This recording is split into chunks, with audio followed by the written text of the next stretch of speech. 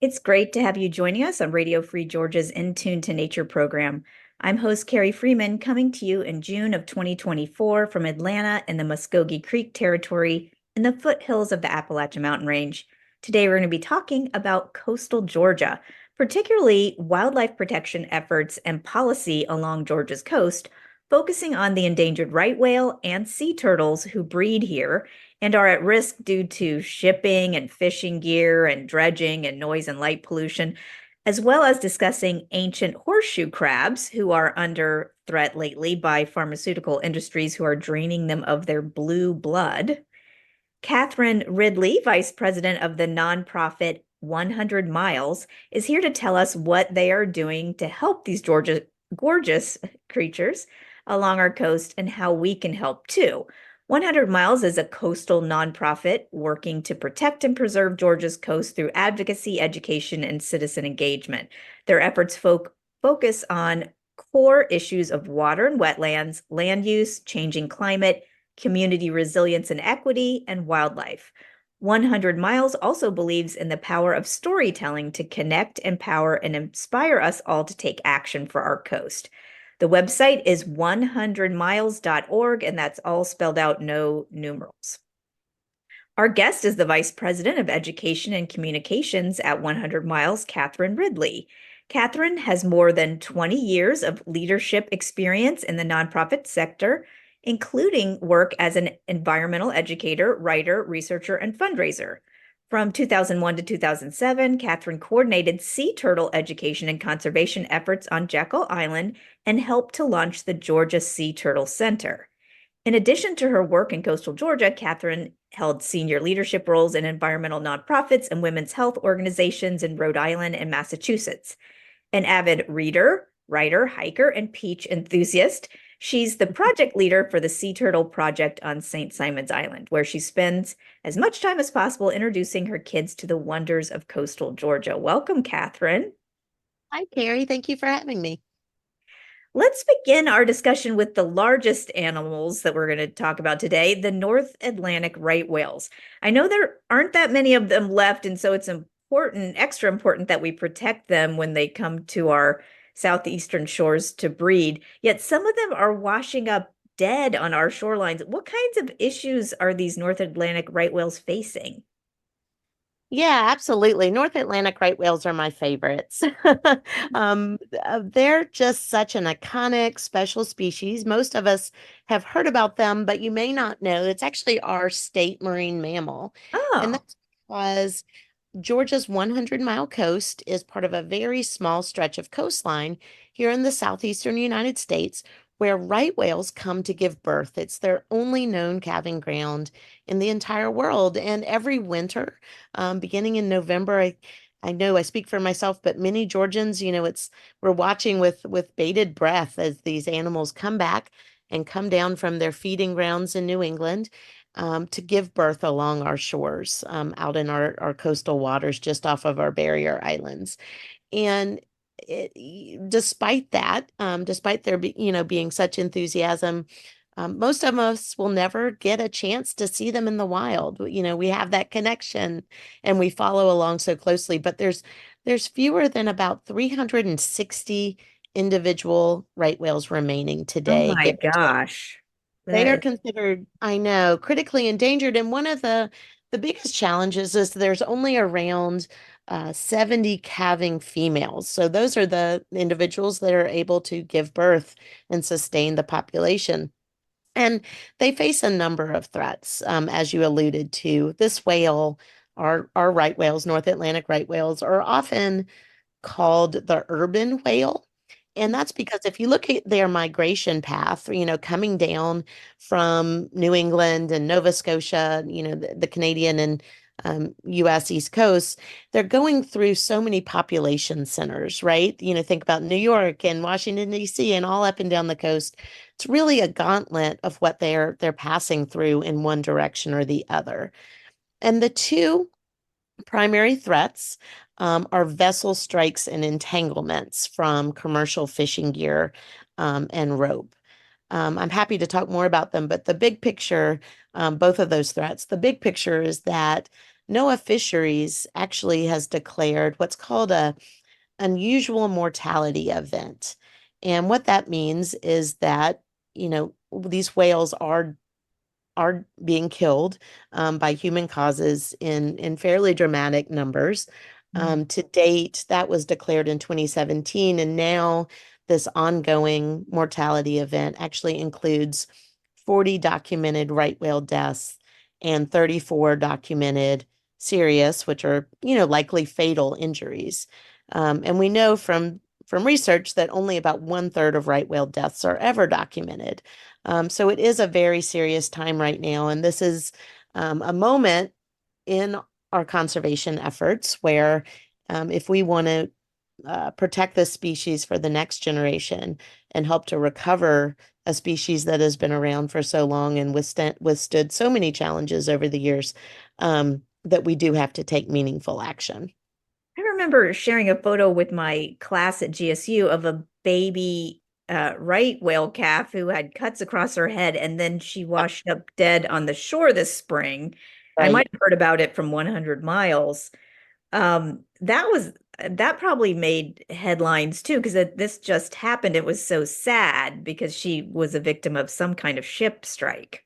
Absolutely. So here in the southeast, along Georgia's coast and other coastlines in the southeast, the primary threat that we see here occurring in our waters is vessel strikes. This past season, calving season, there were actually four right whales. There was a reproductive female, a juvenile female, and then two newborn calves that were killed or seriously Ah, injured by vessel strikes. Just during this past calving season alone.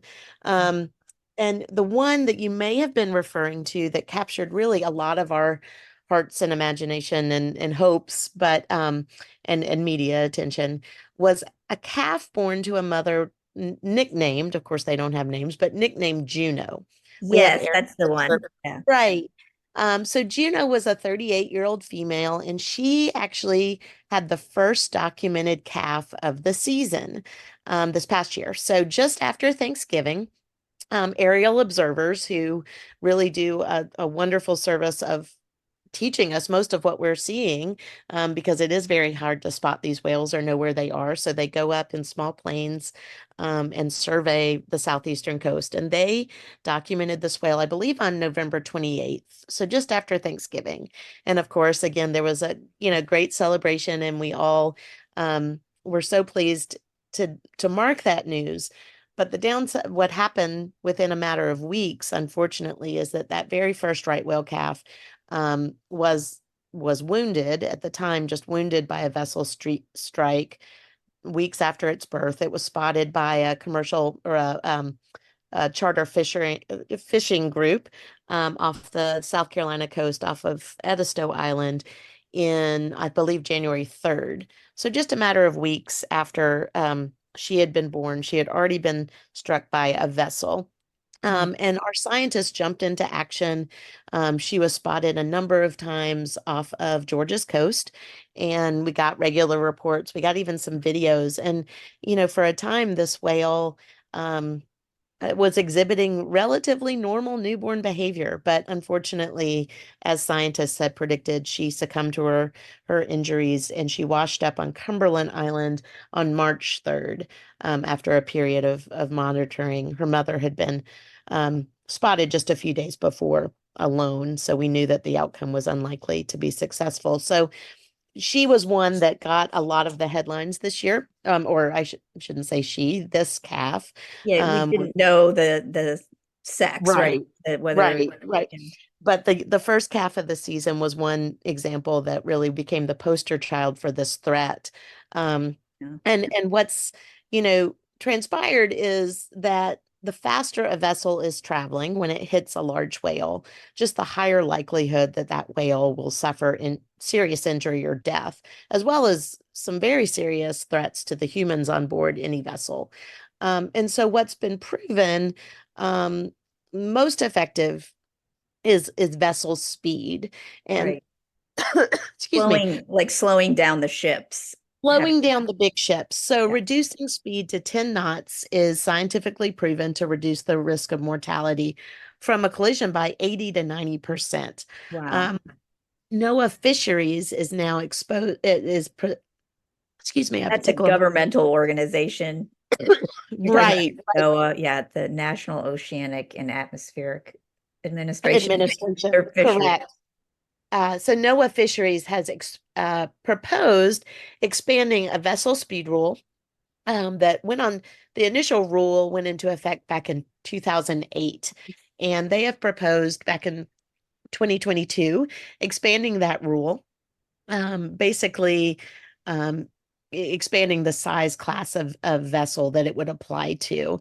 Going Currently, it applies to vessels above about 65 feet or more, which is a very, very large vessel. And when that existing speed rule was implemented, the number of right whales killed by those large vessels over 65 feet immediately declined in the United States, Yeah. while the number, though, of the mortalities from those 65 feet or less did not. We're just seeing too many of these whales being struck and killed by the smaller vessels. So the August 2022 proposal would do just that. It would expand seasonal speed restrictions. And again, we're talking about a very short period of time here off the coast of Georgia, to include most vessels 35 to 65 feet in length. Um, that's Okay. still a that's still a really large vessel. We're not Yeah. talking about a boating speed rule or the boat of choice for the average coastal Georgian, but we're talking about larger, charter vessels and other, large yachts, that sort of thing. Like so Um, during calving season, they would have a slower speed limit for those. exactly. Yeah. And so that is an accommodation I think we should be making. Yes, to Well, save the lives of animals who may not exist anymore if we don't. Yeah. absolutely. And to be clear, there's a number of things that the rule would do, and this would apply again just seasonally. It would apply to these zones where the right whales and vessel traffic overlap, which is a very small swath of our Mhm. coast. If you're just joining us on Radio Free Georgia, this is In Tune to Nature. I'm host Carrie Freeman talking about what we can do to protect Georgia's coastal wildlife in peril, namely horseshoe crabs, sea turtles, and right whales. I'm talking with Catherine Ridley, the VP of Education and Communication at the coastal nonprofit advocacy group 100 Miles. Their website is 100miles.org, and that's all spelled out. Lots of gorgeous photos there. Catherine, let's shift gears to a smaller coastal animal, the horseshoe crab. First, can you describe them for our listeners in case they've never seen one of these astounding ancient creatures? Funny enough, my son and I were actually walking on the beach this weekend. We were looking for sea turtle nests, but he ran down and was doing some things and came running up to me and said, "You've got to see this." And I think for so many of us who see horseshoe crabs on our beaches all the time, they're easy to overlook, if we've seen them 1,000 times. But at first glance, this animal and the sense of wonder that you have when you see them, they are astounding. They're remarkable little animals. I always describe them as a little bit helmet-like. They're Yeah, brown, drab, sort of these domed old army helmets. And a lot of people mistake them for stingrays. But, because they they have do like a have, tail that comes out from under their shell. yeah, they have what we call a telson. It's their tail. It's a barbed tail, but might look scary. But really, it's just they're not the most graceful, and they can be toppled by a wave. And so they use that tail to like a rudder to help them steer, or hopefully to top them over themselves back over if they do get um, turned over. And horseshoe crabs are really quite literally a living fossil. They've been around relatively unchanged for more than 400 million years. Wow. So they're actually on the earth. Their closest ancestors before the time of the dinosaurs. Yeah. And they look pretty similar to what we saw then because they just haven't need to change. We call them crabs, but they're actually more closely related to scorpions and spiders than they Oh, are to true crabs and lobsters. And that's so um, interesting. They're kind of like an armadillo of the sea, but they're rounder than that. And as I was lucky, like your son, to see a lot of them at low tide off a dock when I was Sure. renting a vacation house near Sapelo Island, and you are like, what is this? Like, yeah, Right. they blend in a little bit to the sand because they're kind of a similar color. They've got that camouflage. But Right. yeah, they really are astounding. And so I was so dismayed to hear that some pharmaceutical companies are apparently capturing these horseshoe crabs by the thousand and then taking them to a lab and draining, or I would say stealing their blue blood for medicinal purposes. Can you tell Right. us about that? Sure. So the thing about horseshoe crabs is that they are both incredibly important to our ecosystem, not just as a food source in their own right, but because of the eggs that they lay in the sand.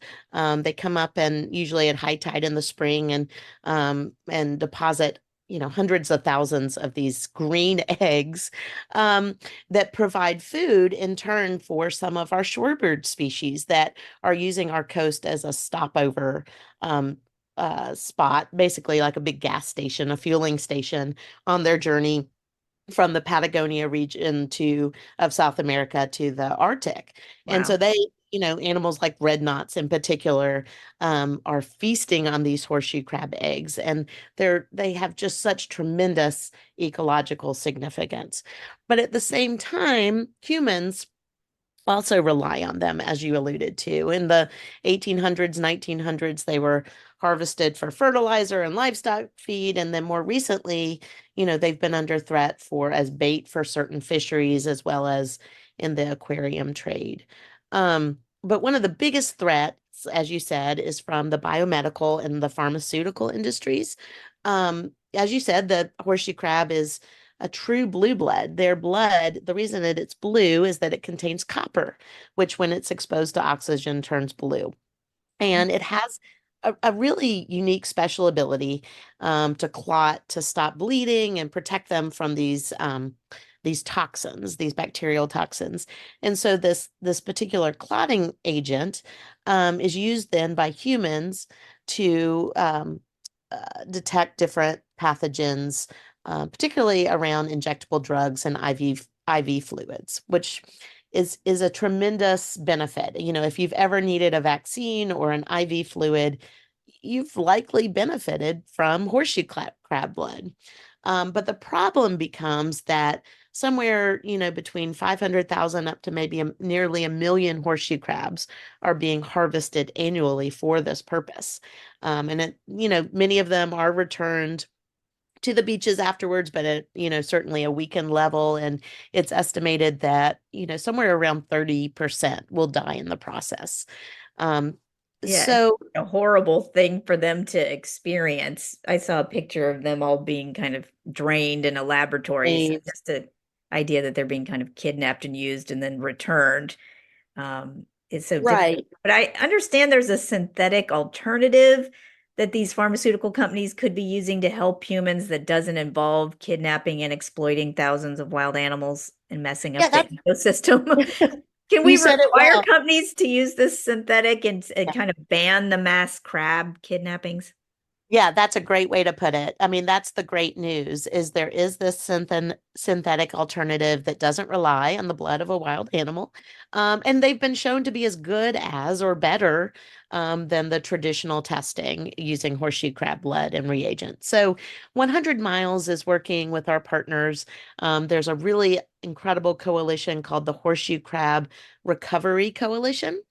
And so we've been working with them and many others, Southern Environmental Law Center and Manomet, to encourage the adoption of this synthetic alternative, and to really grant them competitive, status to use them in funding decisions. So there's been a recent comment period that recently closed, but there are other opportunities. Ongoing, that we can encourage people to take part in and really speak up and say, you know, horseshoe crabs are truly an ancient superhero. Yeah. And we would like for you to consider and invest in these synthetic alternatives in their place. So um, one good resource on our website is 100miles.org/horseshoe crabs. But of course, we encourage people to learn more at the Horseshoe Crab Recovery Coalition and other partners as well. And Catherine, I know you have a soft spot for sea turtles since you helped to found the Georgia Sea Turtle Center. And then now we're running out of time, so we hardly have time to talk about them. Oh But gosh, I'm I sorry. but I wanted to I know they face a lot of challenges, and I think people know a lot about that when they come here to lay their eggs on our coast. But have there's been some like accomplishments lately that have helped them out. And I just wanted you to share some of the things that people are doing or your group is doing that has helped, reduce light pollution or dredging or maybe Sure. some overfishing or something. Absolutely. So, just very quickly, loggerhead sea turtles are our primary nester along the coast. I was working on the beach back in the early 2000s, and we really thought at that point we had a year with fewer than 400 nests. And scientists really said this is a species that could be heading towards, a really difficult outcome and possibly towards extinction. But the great news is that more recently, we have seen a string of record years. That really harkens back to efforts put in place 30 years ago or more, particularly the focus on things like turtle excluder devices in commercial shrimping boats. And on the hard efforts of a lot of people on the beaches every summer. One of the things, of course, beachgoers can do, there's many things, and they can learn more on our website, simple tips. But one thing we really want people to do is to work together to keep our beaches dark. Most people have heard about sea turtles dig the dark, and lights out for sea turtles. And that's because both the nesting mothers and their hatchlings can be deterred or led in the wrong direction due to light pollution. That requires individual action, but also it requires investments by our communities along Georgia's coast, to update their policies and make sure they have strong beachfront lighting ordinances to protect turtles. We've also been working to 100 Miles has also been working to stop proposals to dredge year round. There was a proposal by the U.S. Army Corps of Engineers starting several years ago, to open up dredging during even spring and summer nesting season, which would have just been a really difficult threat for nesting females who use those very same channels and could have been sucked up into dredges. That's something that, as a result of our legal action, the Corps has gone back and is now conducting an EIS, a much more rigorous study to see what the impacts of year-round dredging would be. And so we do expect the conversation will continue. But we've been very pleased to have stopped that for several years in a row now. Yeah, hopefully they'll make some accommodations for, especially during breeding season in particular, like that these are, we need to put the wildlife first, at least some of the time. And Catherine, to wrap up, you've started talking about some of the things that people could do, but is there anything else you want to mention that our listeners could do if they're interested in protecting whales and sea turtles or Sure. horseshoe crabs? And like I think getting on your mailing list, like how they could get on your mailing list to stay informed. I like the Absolutely. newsletter that you all put out. Well, thank you. No, I would definitely encourage people to go to 100miles.org. Again, as you said, all spelled out in words, not numbers, and sign up for our action alerts because we do try to keep people updated on what they can do and how they can speak out and connect with their decision makers about these decisions that will impact these wildlife populations. It's really important. We find that a lot of people are aware and generally understand the threats, but don't always take that next step and click the button or pick up the phone. And we need to. Change won't happen if it's just me out there, um, pleading or asking for these responsible environmental decisions to be made. We need Georgians across the state to get involved and to make their voices heard.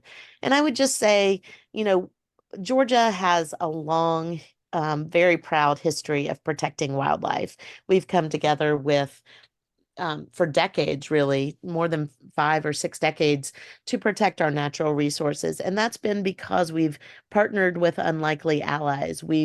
Everyone has has played a role, no matter whether they're a scientist or just an everyday person going to the beach that's concerned about what they're seeing. And here's our chance, both with right whales, with horseshoe crabs, with sea turtles, to do that again. And so no matter what species speaks to you, or maybe it's something entirely different, just become passionate about it.